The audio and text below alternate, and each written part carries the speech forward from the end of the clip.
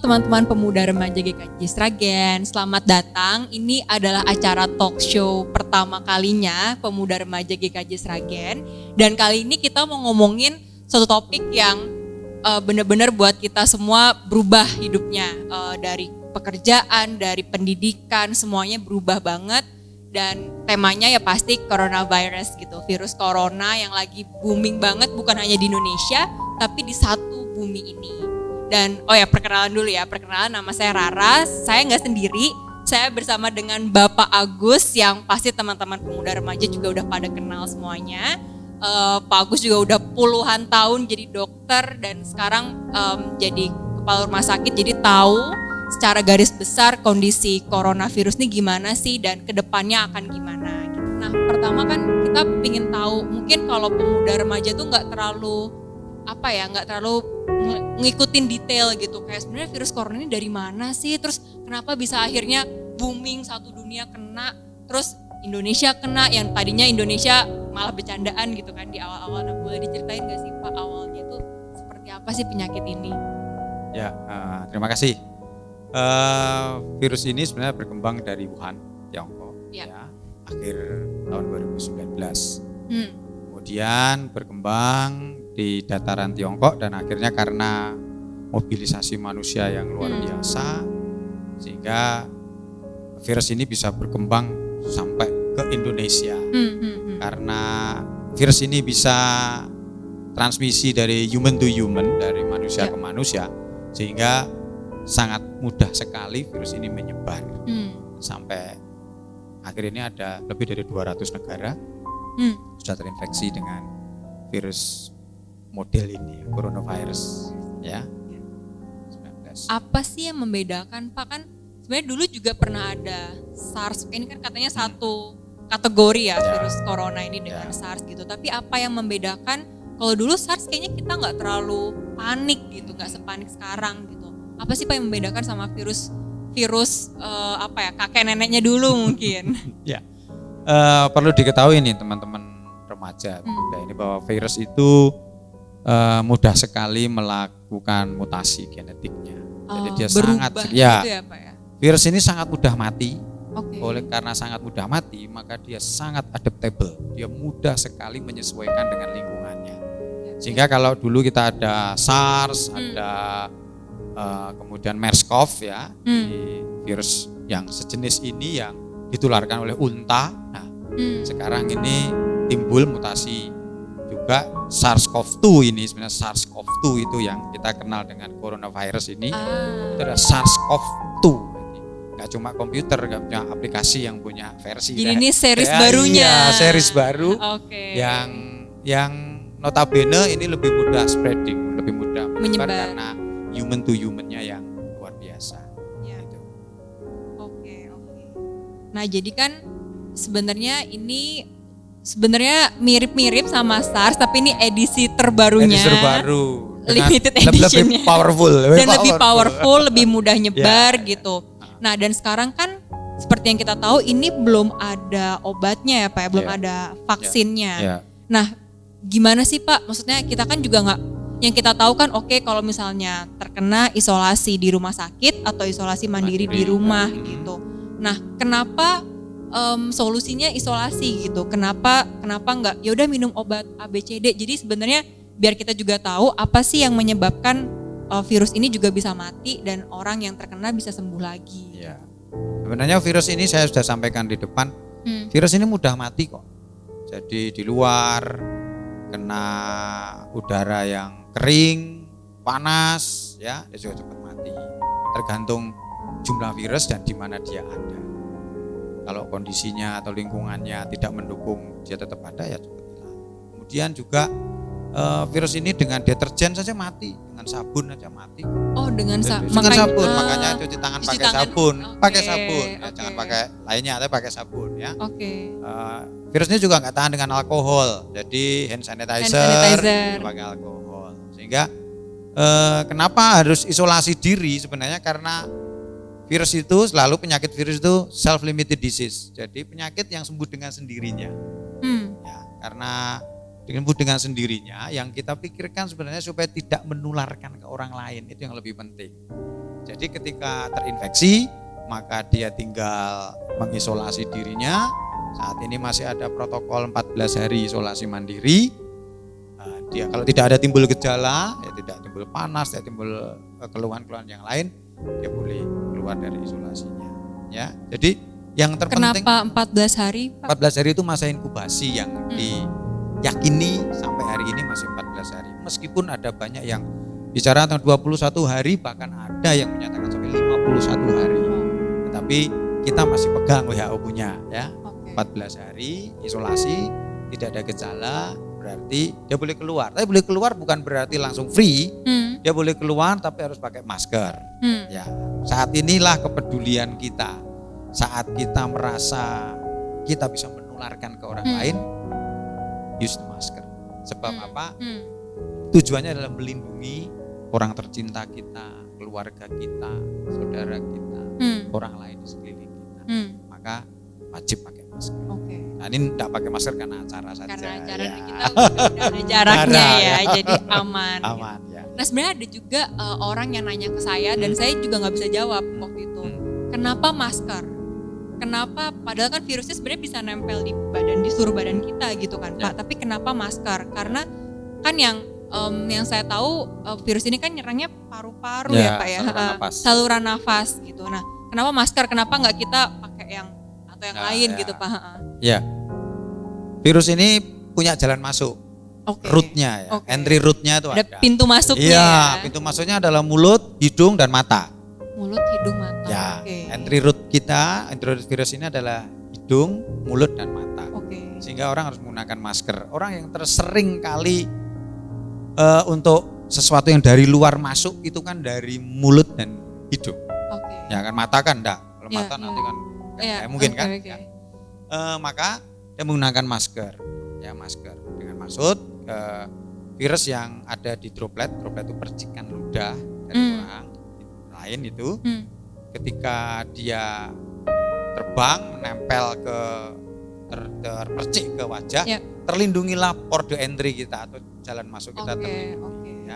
Makanya kalau tidak tangan yakin bersih, don't touch your face. Itu kata kuncinya ya teman-teman ya, kayak don't touch your face.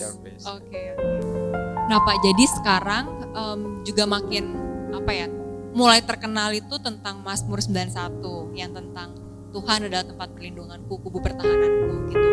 Nah mungkin di kalangan pemuda atau remaja ini menjadi seperti suatu mantra, jadinya ini menyebabkan orang-orang tuh kayak mengabaikan, ignoran gitu. Ya udah deh, yang penting kan aku punya Tuhan gitu, Tuhan jagain aku gitu. Ya udah gue nggak perlu terlalu hati-hati banget lah. Itu menurut pandangan Bapak gimana sih? Ya, kita melihat sisi sejarah mengenai wabah. Tuhan kerap kali menggunakan wabah untuk menggerakkan banyak jiwa kenal Tuhan. Itu biasa. Ketika zaman Romawi ada wabah Antonine ya, yang semua orang lari tapi orang Kristen merawat dengan penuh kasih. Akhirnya banyak orang menjadi Kristen. Dan kalau sekarang ini menyikapi Mazmur 91, salah satu sisi positifnya Mazmur 91 adalah orang menjadi percaya penuh sama Tuhan. Orang menjadi imannya kuat, tenang. Karena kita tahu virus ini sangat suka dengan orang yang worried, orang yang gampang khawatir, panik, ya, terus takut, itu dia akan sangat suka. Karena imunitas akan turun pada orang yang takut. Ya, hormon stres keluar, kortisol keluar dan sebagainya yang akan merusak sistem imunnya sehingga virus ini bisa berkembang.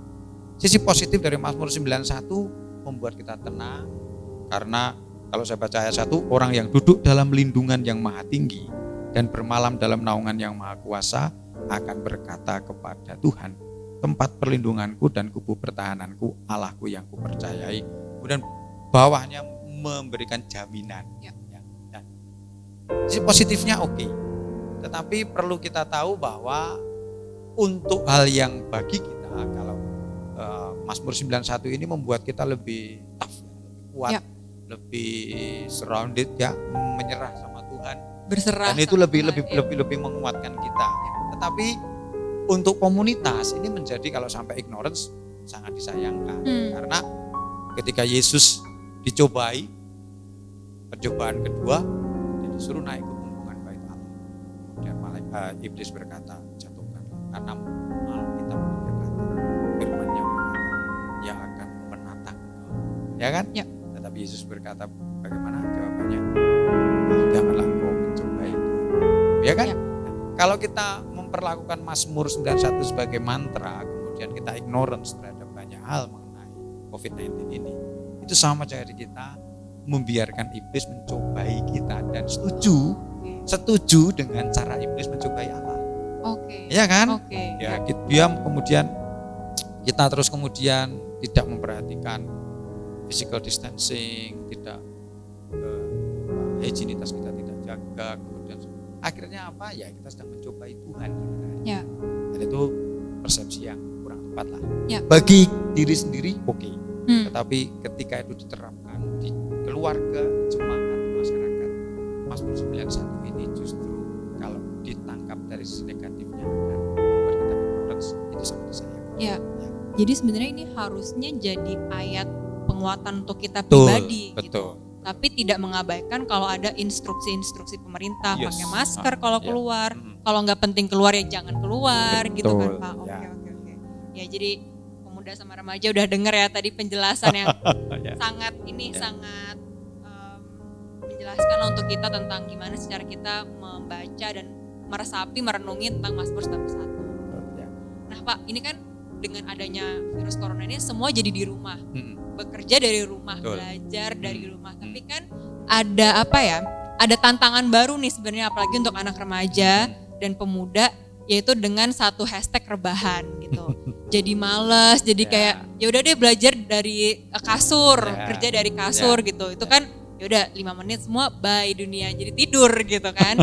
Nah, itu gimana ya Pak? Mungkin Bapak kan udah puluhan tahun kerja juga gitu dan juga dekat sama komunitas-komunitas remaja, ada tips nggak ya Pak supaya kita sebagai pemuda remaja tetap produktif juga gitu. Jadi justru malah di momen-momen kayak gini kita menghasilkan banyak hal gitu.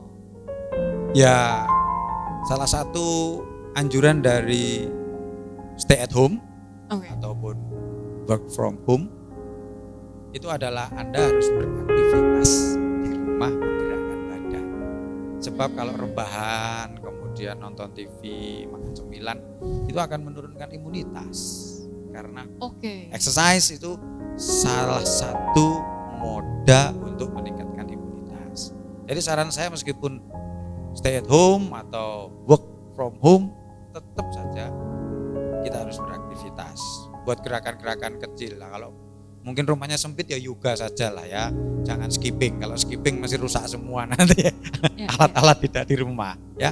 Kemudian juga untuk lebih produktif, sebenarnya pemuda sekarang ini kan lebih punya wahana yang unlimited. Dia bisa menjangkau belahan dunia yang lain dengan semua yang ada saat ini. Makanya saatnya kita punya semangat untuk memberi dampak. Ya. Mungkin Anda punya grup WA, Anda punya grup Facebook, Anda punya ya akun-akun medsos yang Anda punya. Instagram. Kesempatan IG ya, silakan pakai itu untuk menyaksikan iman Kristen dalam menghadapi hal seperti ini ya. Kemudian memberitakan kabar bahagia, kabar baik. Injilin adalah kabar baik. Makanya ini kesempatan. Kalau dulu pemuda kalau suruh khotbah kan malu, di mimbar malu, apalagi seperti Paulus berdiri di tengah pasar apalagi dikira orang gila kan. Nah, saatnya kita sekarang di meja kerja kita atau di meja belajar kita, di tempat tidur kita bisa menjadi the end time preacher, menjadi pengkhotbah akhir zaman yang luar biasa. Tanpa harus dilihat orang, nggak usah malu dan sebagainya, kita bisa lakukan. Jadi berdampak lebih gampang sekarang harusnya daripada dulu. Saya suka banget tadi satu tagline kalau saya bisa ambil dari statement Bapak tadi, justru ini momennya kita membuat dampak, menjadi dampak di dunia ini gitu. Karena kan dibilang kita terang dan garam gitu. Betul. Terang dan garam juga harusnya justru makin bersinar dan makin terasa gitu garamnya itu justru di momen-momen kayak gini ya Pak. Nah, tadi kita udah bahas banyak banget tentang dari sebenarnya awal virus corona ini gimana, terus kita bahas tentang implementasi ke kehidupan pemuda remaja. Nah, kita juga penasaran nih Pak, kita juga kepo sama kehidupan Bapak pertama kali dengar virus corona itu apa sih yang muncul di benak Bapak pertama kali? Apakah takut atau biasa aja? Secara manusiawi ya biasa lah. Ya, mungkin bukan takut tapi menjadi khawatir. Khawatirnya adalah jika ini spreading ya. Ketika pemberitaan mulai melihat itu semakin berkembang, was-was juga. Kalau sampai Indonesia bagaimana? Ternyata sampai juga. Maka biasa kan kalau ada sesuatu kabar yang menakutkan, respon pertama adalah kita mesti kaget ya. Takut, oke lah itu manusiawi sekali. Tetapi respon berikutnya kan kita mesti apa yang mesti lakukan. Ya, sebagai tenaga medis ya kita menyiapkan semua yang diperlukan. Dan kalau kita lihat banyak tenaga medis, tenaga kesehatan yang harus menjadi pahlawan, ya kita mesti pahami bahwa itu adalah risiko dari pekerjaan yang mesti harus kita tanggung. Itu sumpah yang kita sudah ucapkan ketika kita terima jabatan ini ya sebagai tenaga kesehatan. Jadi apa sih yang mesti harus dilakukan? Ya untuk memberi apresiasi pada tenaga kesehatan. Kalau Anda bisa menjaga kesehatan Anda, kemudian patuhi ya. Karena apa? Semakin kita masyarakat itu patuh terhadap regulasi maupun saran dari kami tenaga kesehatan, maka pekerjaan kami akan semakin ringan. Ya, risiko kami juga akan semakin kecil. Kalau kita lihat di Sragen sekarang juga masyarakatnya sudah mulai sih, tetapi masih kurang dalam hal mematuhi. Ya, masih ada yang makan di restoran bareng-bareng ya. Banyak ya, baik sih berbagi makanan ke teman-teman, tapi lebih baik kalau beli kemudian silakan ambil kemudian pulang, dinikmati di rumah atau bareng-bareng buka satu aplikasi mau Zoom atau webinar atau Webex, silakan lalu makan bareng lewat Zoom gitu ya. Atau bisa kirim makanan lewat ojek online. Oh bagus mungkin. Itu. Ya. Lalu mungkin pesen 2, 1 dikirim, 1 untuk abang ojolnya, lebih bagus lagi. Ya. Jadi banyak hal yang mesti bisa kita lakukan. Dan sekarang ini orang semua mudah tersentuh. Orang ini ambang empatinya sangat tinggi. Sehingga orang bikin konten apa saja orang langsung touching, langsung dapat tersentuh dengan konten apapun yang membangun empati. Jadi saya harapkan kita orang muda ini ya bikin konten-konten yang membuat kita bisa mensupport tenaga medis, mensupport regulasi, memberikan arahan supaya bisa menjaga kesehatan keluarga. Anak-anak muda yang suka tongkrong-tongkrong ya ini perlu di dulu ya. Ya, mungkin kalau ada temannya yang lagi nongkrong mungkin diingetin bisa. Gitu. Oke, karena kalau kita nonton juga di berita atau di lewat sosial media, bener-bener perjuangan tenaga medis itu segitunya ya Pak ya. Pakai APD 8 jam sehari sampai lecet-lecet kalau saya nonton. Kalau kita memang APD tujuannya untuk melindungi kita dari infeksi ya, dari tertular virus. Dan APD itu nggak nyaman. Dia dibuat dari bahan yang tidak menyerap keringat dan kemudian dia tahan air, sehingga bayangin aja kita di wrapping ya 8 jam di wrapping dari ujung kepala sampai ujung kaki kan kayak lemper kita jadinya luar biasa. Lemper tapi lemper plastik lah, dalam aluminium foil lagi, aduh luar biasa. Jadi saya mohon bantuan untuk seluruh masyarakat ya, sama orang-orang percaya, anak-anak muda ini ya. Saya kerap kali masih lihat anak muda itu ignorance karena mereka berpikiran begini, saya masih muda, imunitas saya kuat. Oke, Anda kuat, tetapi bapak ibumu, nenekmu itu perlu juga, yang di rumah itu perlu juga dijaga. Jangan sampai nanti bapak, ibu, nenek, kakek kita menjadi korban dari ketidaktaatan kita. Ya. Itu aja pesan saya buat teman-teman yang nonton acara ini. Ya.